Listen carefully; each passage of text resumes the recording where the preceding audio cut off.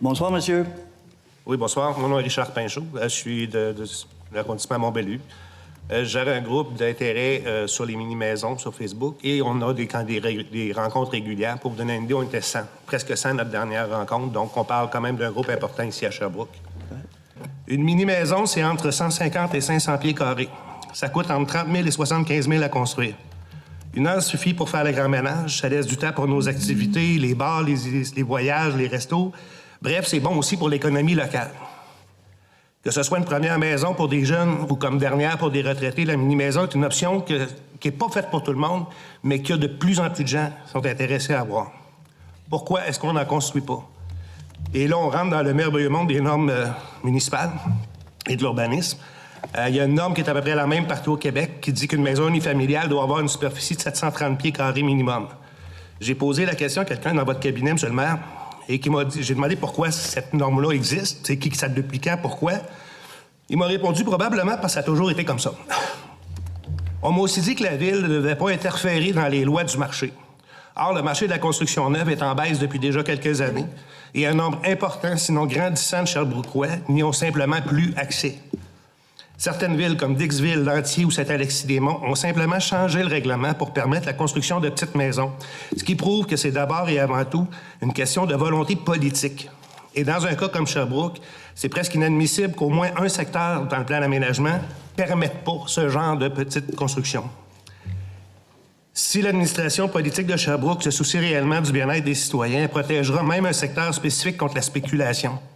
C'est le fun de pouvoir construire une maison à bas de 75 000, mais si le terrain vaut 80 000, personne ne va gagner, les gens n'auront pas plus accès à la propriété. Fait que, comme je le disais en introduction, ce qui était vrai n'est plus, puis on ne peut plus gérer avec les mêmes paradigmes qu'on utilisait autrefois. Ma question pour vous, M. le maire, considérant qu'il s'agit d'une majorité quand même large de votre population qui n'a pas accès à la propriété, êtes-vous prêt à non seulement autoriser, mais à aider, supporter le développement d'un quartier de mini-maison abordable à Sherbrooke? Je demande ici une orientation politique claire et affirmée, pas une réponse large et polie, parce que dire qu'on n'est pas contre, ça ne veut absolument pas dire qu'on est pour. Merci. Merci, M. Pinchot. Je pense que le dossier a été discuté au comité consultatif d'urbanisme. Oui, effectivement.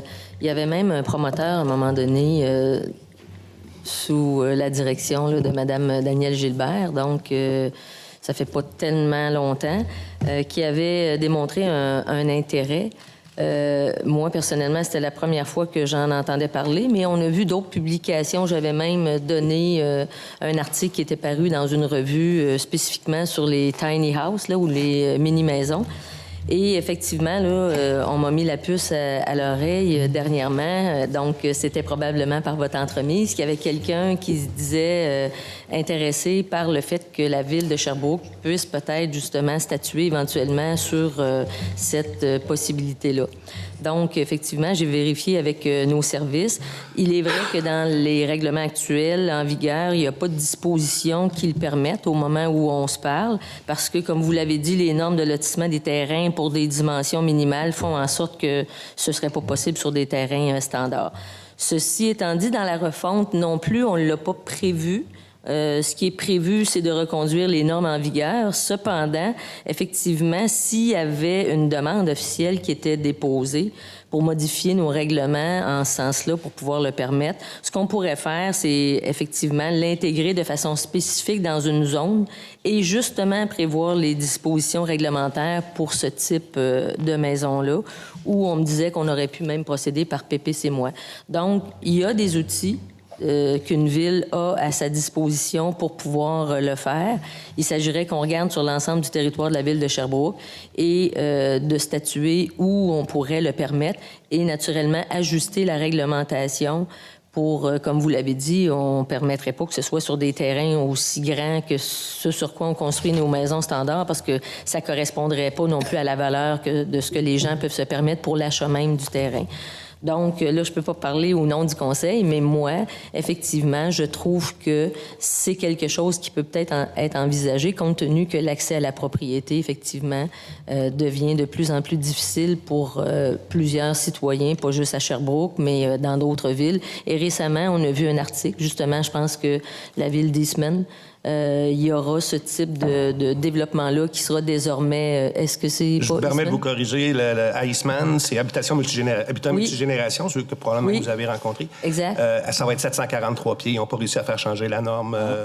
Donc, 743 pieds, c'est un développement domiciliaire normal. Bien là, c'est moins cohérent parce qu'effectivement, nous, ce qu'on se dit, c'est que si on le permettait dans une zone, il faudrait ajuster nos règlements pour en tenir compte, sinon ça ferait pas de sens, là. Donc, ce que je comprends de nos services, c'est que s'il y avait une demande officielle, on pourrait le regarder et puis voir comment qu'on pourrait le prévoir. Ce qu'on vous dit, c'est que oui, ça a déjà été discuté. À ce moment-ci, il n'y a eu aucune demande formelle à la Ville de mettre en place de telles règles de lotissement qui pourraient permettre ça, parce qu'il n'y a pas un promoteur qui est venu à la Ville et qui a dit « Moi, je suis prêt à faire un développement parce qu'on comprend que ça peut pas... C'est pas des maisons qu'on va intégrer dans des développements existants où les normes sont différentes. » Fait que donc, ça prend vraiment un secteur complet. S'il y avait un promoteur qui se présentait, je pense pas qu'il y aurait d'objection de la part des élus à aller de l'avant avec ça. Maintenant, est-ce que c'est à la Ville à initier ce mouvement-là? Ben là, faudra voir. Les promoteurs n'accepteront pas de faire un projet à si peu de profit parce qu'on parle de maisons en bas de 100 000 tout inclus. Ça dépend. S'il y a un marché, d'habitude, il y a du monde qui occupe le marché. Bonne fin de soirée, M. Pinchot.